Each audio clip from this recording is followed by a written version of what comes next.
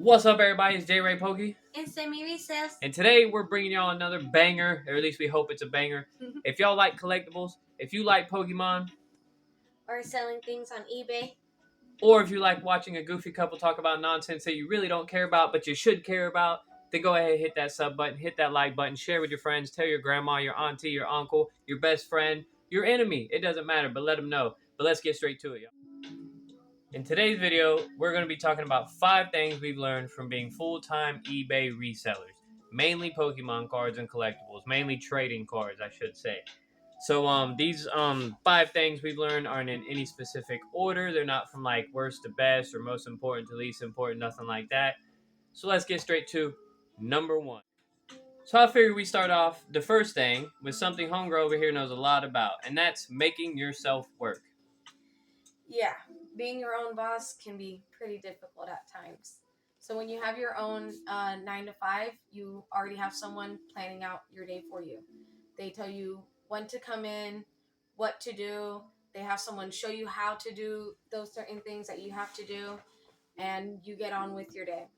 Being your own boss, you have to schedule your day yourself. When to wake up, you decide when you go and take a break. How much are you going to be doing? What are you going to be doing every day? And just getting up in the morning can be extremely difficult when there's no one holding you accountable. Like, I know it sounds crazy, and no one's going to think that. They're going to think, woohoo, I'm going to be my own boss. No one's going to think, man, it might be kind of hard to make myself work. Who's there to tell you not? No one. Except for your pockets and your bank account. So it's really important to think about that. Are you motivated enough to make yourself work?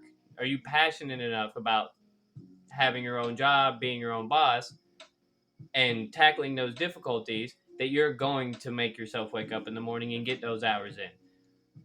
Because staying consistent is key to working on eBay.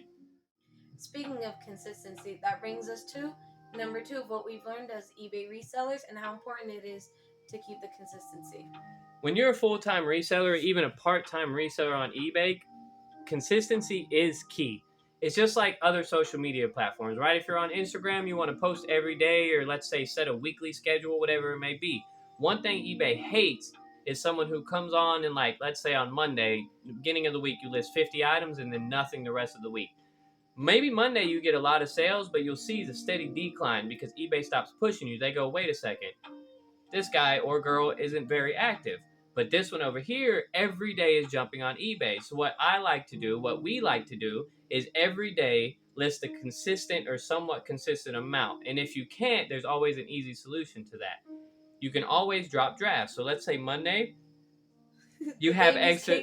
Monday, you have extra. Juliet wants to put a little input in here too. Don't worry, you're gonna learn, baby. Anyway, so eBay wants to see you be consistent. I lost my train of thought. Oh yeah, drafts. So let's say Monday you have a little extra time. List 5 more items. Put them in your draft box. Don't list them, but start 5 more listings and put them in your draft box for the weekend. That's how you get days off on the weekends. This is important, people, because everybody likes days off. Apparently we don't, because we're not doing drafts. And you don't want to get too far ahead of yourself. So don't jump too far in and do it too much where you can't keep up with it later on. Don't get on there, list $1,000 today when you don't have $1,000 more to put on the next day, or at least close to that amount. You want to keep it consistent. Grow slowly. This isn't a sprint. This is a long haul. This is a 2K. You know what I'm saying? You got to pass the baton on from time to time. Let's get to number 3, y'all. The third thing that I've learned, and also that I've gotten quite good at because of how much I've put time into it, is finding inventory. Finding inventory can be hard. I know that's a no-brainer, but you really need to think about where you're going to be getting your next Pokemon cards or Yu-Gi-Oh! Or whatever it is to sell. One of my suggestions is social media. I know a lot of people are going to suggest don't buy stuff off social media, but you want to, find trustworthy people. Build you a little community. Let them know what you do. Talk about what you do. Eventually, it's going to start coming to you. Most of the Pokemon cards we get in are from guys or girls that I've seen that they've sold, made plenty of transactions through Instagram, and now I got a bit of trust for them. They have bigger followings, some of them not, but they have bigger followings. I can go back, they have reference posts, whatever it is. That's one of the places that I trust the most for myself, and one of the places that I get the best stuff. And remember, do your research. Don't just buy from any old Pokemon Charizard Collector 5000. Know the person as good as you can. Obviously, it's social media. Another thing that a lot of people don't think about, and she knows about this because I've done it recently, and if you've been watching my videos, you've seen what I did recently. Buy it off eBay. What? Yeah, what? You buy? Yes, buy it off eBay, flip it right back on eBay, and that takes hours of research. Sometimes not. Like the Korean EV cards was just spur of the moment. Maybe this will work. Buy, right? And it did, and it's working even better now. But you gotta put in the research when it comes to buying something from eBay to flip back onto eBay. Auctions are a good place to look because a lot of times stuff goes for lower than what it sells for normally. Now, number 4. Number 4, balancing your collecting and your selling, which can be very difficult, especially for my lovely boyfriend over here, who unfortunately had to sell a portion of his collectibles because we needed the money for a baby. It can be really rough sometimes. So, like that big collection purchase video I posted, I don't know, 2 months ago or whatever it was, I wanted to keep 90% of that. But that wouldn't make any sense for the business that we run that's what pays our bills. I have to sell most of the stuff I buy. I don't get to collect as much as I would enjoy to. Not yet. One day I will. You've got to find that balance. You got to go, okay, what can I sacrifice now to feed my eBay? Don't do that now. Don't get me wrong. You can do this to feed your collection. You can take all that money, use this as a side job, and then grow your collection even bigger. But if you're going to be full time, you can't go, oh man, this freaking Charizard is so cool. I love Charizard. You can't do that. You can't do that. You got to make sacrifices at time and get rid of things you don't want. The one thing I like looking at it, or the one way I like looking at it that really helps me, is I think to myself, and it's true, I still get to see all these beautiful cards. I still get to hold them for a time period. I get to take pictures with them, make content with them, etc., and share them with everybody. And then they're going to a new home.